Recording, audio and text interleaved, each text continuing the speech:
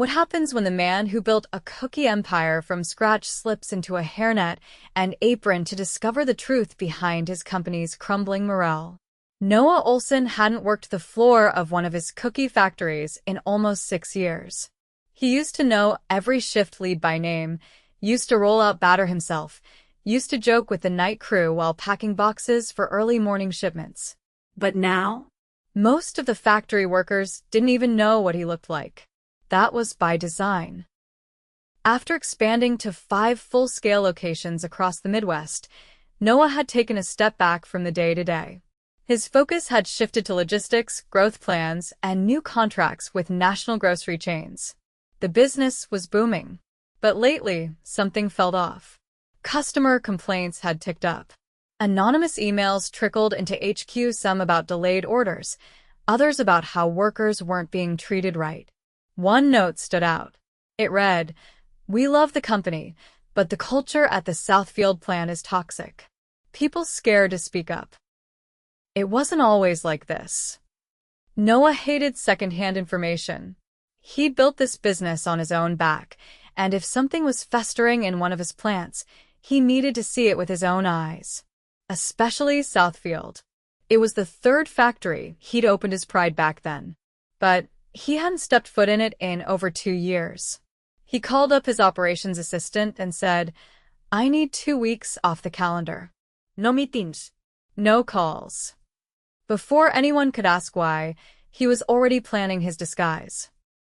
A wiry gray beard, color contacts, and a shaved-down hairline helped him look like a completely different guy. He changed his posture, his voice, even the way he laughed. He went by the name Eddie. His story? A former truck driver looking for steady work after a warehouse layoff. None of the staff at the Southfield location had ever met him. The plant had turned over almost entirely since his last visit. The factory manager, Denise, had joined a year ago. She'd only interacted with HQ over Zoom. Noah had made sure of it. On Monday morning, Eddie showed up 15 minutes early for his first shift. The Southfield plant was loud, smelling of sugar and cinnamon, humming with conveyor belts and ovens. Eddie was tossed a uniform by a board shift lead and told to wait near the loading dock for a tour. An older guy with a kind face approached him, wiping his hands on his apron. "You the new guy?" "Yeah, Eddie." "I'm Mel. Been here 6 years. I'll show you around." Mel was patient, cracking jokes, helping Noah Eddie understand the machines, where the dough trays went, how the timing worked. The work was fast-paced but manageable. What wasn't manageable was the tension. Noah noticed it fast. People whispered more than they talked. They flinched when the manager walked by. No music played over the speakers like in the other factories. And nobody smiled. Denise came through around noon. She wore heels that clicked on the concrete and carried a clipboard like a weapon. "Hey," she barked at a younger worker whose glove had torn. "You planning on bleeding into the batter? Change that glove now. And if you slow the line again, I swear." The kid, barely 20, nodded fast and turned away. Noah kept his head down, but he watched everything. Denise didn't stop. She scolded a woman for singing to herself, yelled at another guy for asking to use the bathroom a few minutes early. Even Mel got a sarcastic jab for talking too much. By the end of the first day, Noah was exhausted not from the work, but from the weight in the air. "You always this tense in here?" Noah asked Mel quietly while they cleaned trays. Mel hesitated. "We used to have fun here. Now? People just try to survive the shift." Noah nodded slowly. "Why don't people speak up?"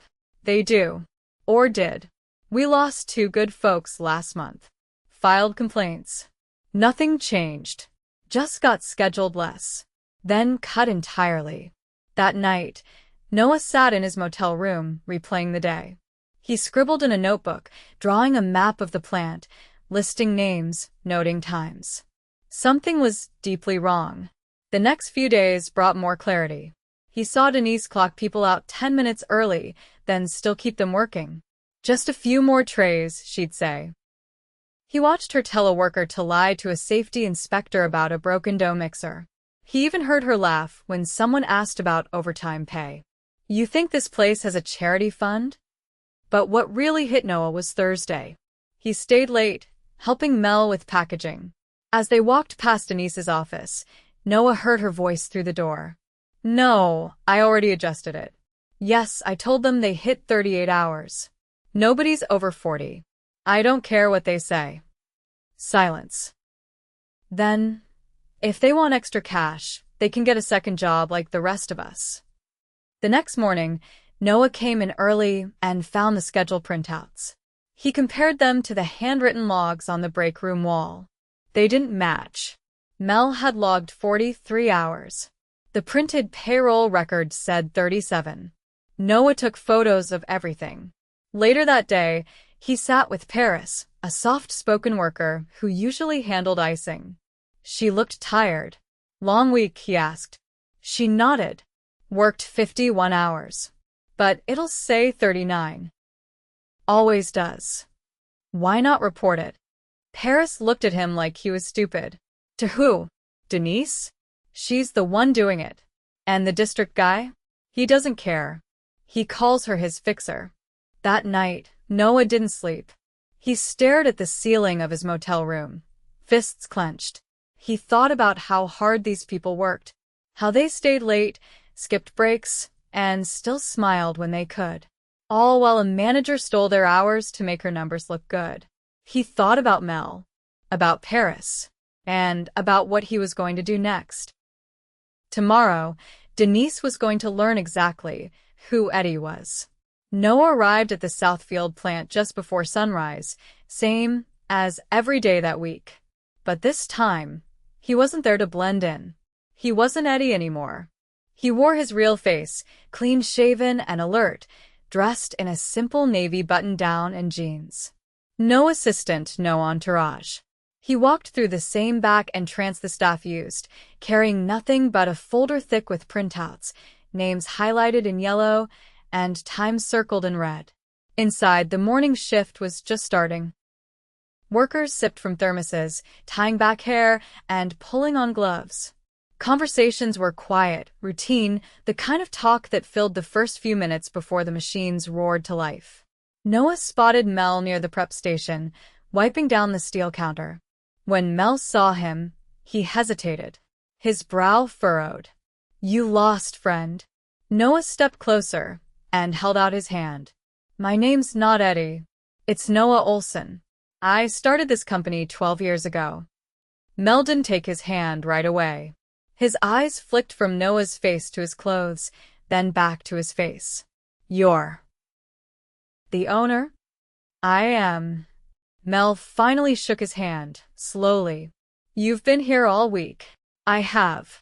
And I saw enough. A door creaked open across the room, and Denise stepped out of her office, already holding her clipboard. She walked briskly across the floor toward the break area, stopping only when she caught sight of Noah. She froze, eyes narrowing. Noah turned and walked straight toward her.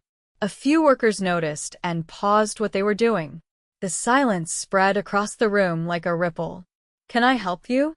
Denise asked, her tone clipped. Yes, he said calmly. You can meet me in your office. Now. She stared at him for a few seconds calculating, but then gave a small nod and turned on her heel. He followed her past the lockers and into the cramped office, where the blinds were always drawn and an old space heater buzzed under the desk. She sat down, legs crossed, eyes cold.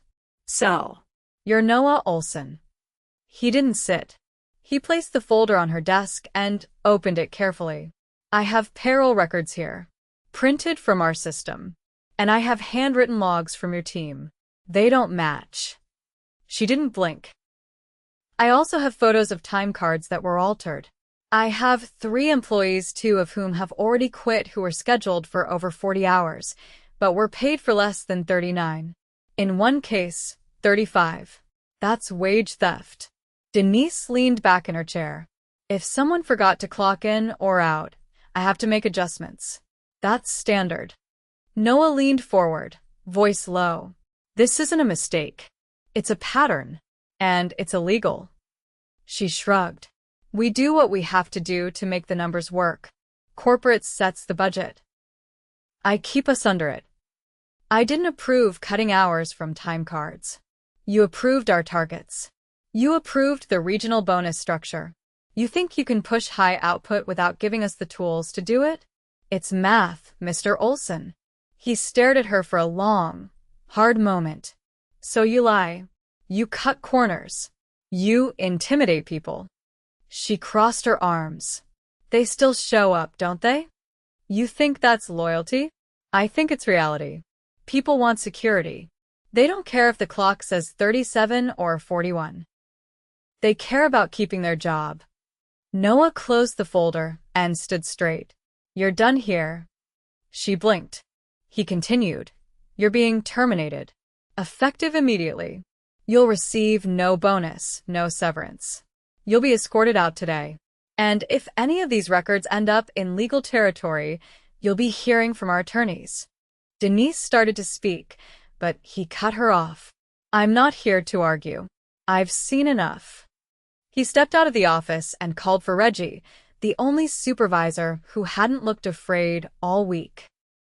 The tall, broad-shouldered man came over fast, wiping his hands on his apron. Reggie, I need you to oversee the floor for the rest of the day. I'll be meeting with you and the other leads in an hour. Yes, sir. As Denise collected her things under the quiet watch of one of the security staff from HQ, who Noah had called in before arriving, word spread quickly. Noah stood in the center of the floor, clipboard in hand, and waited until the machines had been paused. I need everyone's attention, he said, loud enough to rise above the hum. I'm Noah Olson. I started this company in a kitchen with a hand mixer and a landlord who didn't like the smell of cinnamon. A few puzzled looks met his eyes. Others just stared. I've been here all week, working beside you. I've seen what goes on when no one's watching. I saw the way you get spoken to. I saw people staying late without pay. I saw people covering for others because they're stretched too thin. He looked slowly across the room. That's not who we are. Not who I want this company to be. Nobody moved. I'm making changes. Starting today, we're conducting a full audit of payroll for the last 6 months. If you were shorted hours, you'll be paid back. In full. Expect someone from HR to meet with you personally. A few heads turned. Someone muttered something under their breath. They didn't sound cynical. More surprised. We'll be revising scheduling policies and bringing in a new plant manager. But not from the outside.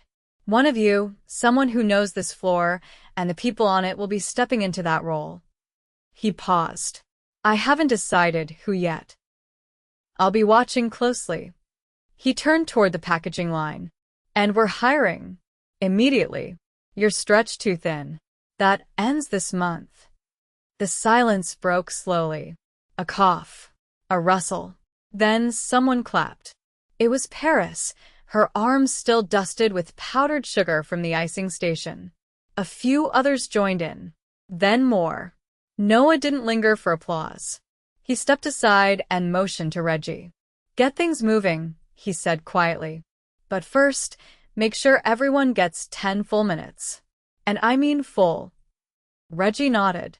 Noah headed toward the break room. He found Mel leaning against a table, sipping water. You handle that better than I expected, Mel said. Didn't feel like I had a choice. Mel glanced toward the door. So now what? Now I stick around. I'm not leaving until this place runs right. Mel studied him for a moment. That's gonna take more than a speech and a few paybacks. I know. Mel nodded slowly. You're really different in person. Better or worse? Just real. Mel set his cup down. You gonna eat with us today? Or back to the office? I'll eat here. Mel cracked a grin. Good. They put bacon in the breakfast cookies again. You're not getting out of trying one. Noah smiled faintly. Fair enough. He sat at the long metal table beside Mel, listening as the rest of the team trickled in. They didn't speak to him right away, but they didn't avoid him either. That was enough for now. Outside, the factory floor came back to life. Inside, something had shifted. Not fixed, but moved. and Noah wasn't going anywhere. The following Monday, Noah arrived just after 6. Not as a visitor. Not to observe. He clocked in under his real name and joined the crew on the production floor. No announcements, no fanfare. Just a clipboard in his hand and a list of names he planned to speak with one by one. Denise's office sat empty, stripped of its personal items. The blinds were still drawn, and the heater had been unplugged. Reggie had taken on the interim lead role, but he wasn't sitting at the desk. He was on the floor, running the dough line with a temporary supervisor from another location helping him manage the schedule gaps. Noah walked past the icing station and stopped near the loading dock, where a man in his 50s was shifting pallets with a hand jack. "Luther," Noah said without raising his voice. The man looked up, surprised. "Yeah. You got a second?" Luther leaned the jack against the wall and stepped over. His posture was square, hands rough from years of warehouse work. He didn't look suspicious, just cautious. "You've been here, what, for years?" Noah asked. 5 in October. "You ever want to lead a team?" Luther folded his arms. "I've been asked to train people before, but no one ever gave me a title." "That's not what I'm asking," Noah said. "I'm asking if you want the responsibility." Luther glanced toward the floor. "I'd take it, but not if it's like before. I'm not going to babysit for someone upstairs who doesn't care." Noah nodded. "You wouldn't be. You'd be managing the line directly, reporting to me for now." Luther didn't answer right away. After a few seconds, he said, "All right, I'll do it. But I'm not putting up with excuses from either side." "You won't have to." Noah didn't shake his hand. He just said, "You start today." Full authority on the baking line. Reggie will help adjust the schedule. That afternoon, Luther met with the team he would oversee, laying out expectations clearly. Show up sharp, cover your station, and communicate if something breaks down. He didn't raise his voice once. While that was happening, Noah sat at a folding table in the break room with 3 workers from different shifts. One of them, a woman named Clara, had filed a complaint with HR 2 months earlier and never heard back. She still showed up 5 days a week, working prep despite a wrist brace and a rigid schedule that never allowed her more than 1 day off at a time. "You're not here to apologize, right?" she asked, arms crossed. "No," Noah said. "I'm here to ask what should have been asked a long time ago." Clara tilted her head. "Which is, what would it take to make this a place you'd want to stay?" She hesitated. "Let people breathe. That's the first thing. We're not machines. You've got people skipping lunch just to hit quotas." The man next to her, Javier, spoke up. "And stop changing schedules last minute. Some of us got kids. We can't keep switching from mornings to nights with 2 days' notice." Noah didn't write anything down. He listened, nodded, and asked follow-ups. Not promises. Just questions that made it clear he understood what was being said. By that Friday, the factory was still behind on packaging targets, but the mood had shifted in subtle ways. Workers weren't rushing like they were being chased. People spoke at normal volume again, not in whispers. And no one had left early in 3 days. Payroll corrections were underway, but they weren't instant. Most of the team hadn't received back pay yet. That would take another full week, with accounting cross-checking every schedule and verifying with timestamps. Still, word had gotten around. People knew something was actually happening this time. Noah didn't give speeches anymore. He just showed up, helped haul trays, walked the floor with a thermometer to check oven calibration, asked how people were doing, then actually listened to their answers.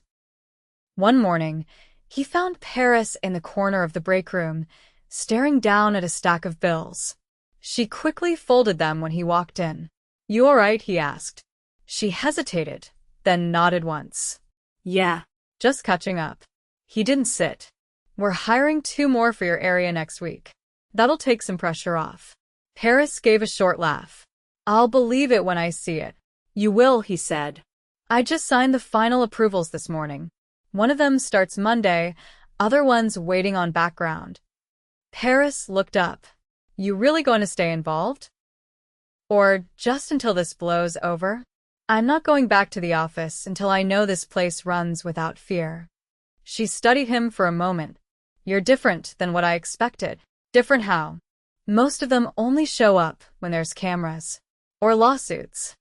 There's neither. She nodded slowly. Then maybe it's real. That afternoon, Reggie pulled Noah aside near the mixer station. You've got people talking, he said. Good or bad? Both. Some think it's a stunt. Others say they haven't seen this kind of change since the place opened. What do you think? Reggie leaned one hand on the counter. I think if you leave too soon, it'll all snap back. Then I won't leave too soon. The next week brought the new hires. They were green, unsure of the pace, but eager. Luther took to training them directly, showing them how not to waste motion on the line. Clara adjusted the icing schedule herself, reducing bottlenecking without needing permission. And Mel, without being asked, started tracking tray loss rates and built a system for reporting damaged equipment before it failed. The work was still hard. Quotas hadn't been lowered, but people felt seen. One evening, Noah stayed late reviewing maintenance logs when he noticed a sheet pinned to the corkboard by the locker room. It was a hand-drawn calendar with sticky notes marking birthdays and shift anniversaries. At the top, someone had written in permanent marker, "We've been here. We're still here." He didn't ask who made it. He didn't need to. He walked back across the quiet floor, machines powered down for the night, and turned off the last light himself. He wasn't finished here. Not yet. But for the first time in a long time, he believed the place could be better than it ever was before. Not because of him, but because the people who made the cookies day after day were finally being heard, and they weren't going to be ignored again. By the 3rd week, the Southfield plant wasn't fixed, but it was stabilizing. The changes Noah had implemented were starting to take root, but they weren't enough on their own. The overtime audit was still in progress, and the team remained lean. Delays were still happening, and a few delivery clients had started asking questions. Noah knew he couldn't just stay on the floor forever. Systems had to be put in place that would last without him standing over them. He arrived that Monday morning without his clipboard, without gloves or a hairnet. Instead, he carried a brown leather notebook and a manila folder filled with printed reports. He walked directly into Denise's old office, now cleared of personal clutter and temporarily used for paperwork and scheduling. Luther followed him in, shutting the door quietly behind them. Noah sat down and gestured to the chair across from him. I've been watching how you've handled things, he said. You're steady. You don't overtalk. People respond to that. Luther set his palms on his thighs, waiting. I want to offer you the permanent plant manager position. Full authority, full salary, with profit sharing tied to efficiency improvements, not output volume. Luther looked down once, then back up. I don't want a desk job. If that's what this is, I'll pass. Noah shook his head. I don't want that either. The office is just a tool. You'll still be involved on the floor. But I need someone who can handle planning, hiring, and team development. You'll have final say on all hourly schedules. Luther exhaled through his nose. If I take this, I'm rewriting how the floor trains new hires. Too many people get thrown in without knowing what to expect. Do it. You'll have full backing. Luther's nod was slow but firm. Then I'm in. But I'm not taking the bonus unless everyone here gets the back pay first. They will, Noah said. Accounting is finalizing the first round this week. That afternoon, Noah called a full team meeting. Nothing formal. No podium. Just a circle of folding chairs near the break area, between the vending machine and the whiteboard that still had last month's safety stats. He waited until everyone had gathered day shift, night shift, even the part-timers who had been brought in to relieve icing and packaging bottlenecks. Before we get into the numbers, Noah said, I want to say something clear. What happened here wasn't just one bad manager. It was a breakdown that I let happen by stepping too far away. That's on me. Some of the workers looked surprised. Others just watched. We're not trying to erase what happened. We're fixing it. That means your hours will be corrected, your time respected, and your safety prioritized. Any supervisor who tries to cut corners or manipulate records will be out. No warnings. He turned toward the far wall, where a new bulletin board had been mounted. It was empty except for a single laminated sheet that read, Direct Access, Noah Olson. Below it was a private email address and phone number, routed directly to him, no assistant. You can reach me if something's wrong and not getting fixed. You won't need to, but the option's there. After the meeting, most of the crew returned to their stations. A few lingered, talking quietly. Clara approached him near the exit. You're not going to check out again, are you? Once things settle? I'm building a rotation. Every month I'll spend 7 days at one of our locations. No notice. No title. Just me working beside you. She didn't smile, but her expression shifted. If you stick to that, people will believe this wasn't just a cleanup job. I intend to. Later that week, the first wave of back pay was released. Noah didn't make an announcement. He just waited. By Friday, word had spread. Payroll envelopes were handed out by HR directly, hand to hand, with itemized breakdowns. No one had to ask twice. No one had to justify the hours they worked. Javier caught up with Noah near the cooler during evening shift change. I checked the deposit. It's right. Even the extra 15 minutes from that Friday in March. Every minute matters, Noah said. I thought you'd round down. I didn't build a business on rounding down. When the second wave of new hires arrived the following Monday, they were met with a printed training schedule and a mentor assignment. Mel had drawn up the layout himself, 4 days of shadowing, followed by 1 day of testing without pressure. Noah reviewed the plan and signed off without edits. By the end of the month, the plant's output was up by 14%, not because people were working faster, but because fewer mistakes were happening. Machines were lasting longer. Absenteeism dropped. And for the first time in over a year, no one had filed a formal complaint.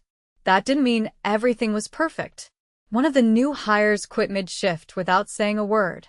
A dough mixer failed during a critical run and delayed shipment by 2 days. But no one scrambled to cover it up. The team adapted, reported the failure, and fixed it. The sense of panic that had once defined the floor was gone. On the last Friday of the month, Noah visited the plant one final time before rotating to another facility. He didn't schedule a meeting. He brought in 2 large thermoses of coffee and a box of pastries from a local bakery. He handed them off to Paris, who raised an eyebrow but didn't say anything. She just placed them on the break room table and walked back to her station. Reggie passed by him near the back hallway. You're heading out? He asked. For now. Reggie crossed his arms. You'll be back? Unannounced. Like always. Reggie nodded once and turned to leave, but paused. You did good work here. Not just fixing things. You reminded people what it's supposed to feel like. Noah looked out across the factory floor through the narrow window in the steel door. Luther was conferring with 2 line workers, pointing out a new tray stacking process. Clara was resetting the icing timer with a clipboard of her own. And Mel was laughing with one of the new hires near the cooling racks. I didn't remind them, Noah said. They always knew. I just finally listened. He left quietly, without ceremony. On his way out, he stopped at the bulletin board one last time. Someone had pinned a small photo under the direct access sheet. It was a candid shot Noah, in his Eddie disguise, hauling a tray beside Mel, both of them mid-step. No caption. Just the image. He didn't pull it down. He stepped outside into the sharp spring air. The parking lot was half full. The next shift was arriving. He watched for a moment, then walked to his car, hands in his pockets, the hum of the factory still echoing faintly behind him. He knew now what had slipped away while he was focused on growth. And he knew exactly how to prevent it from happening again.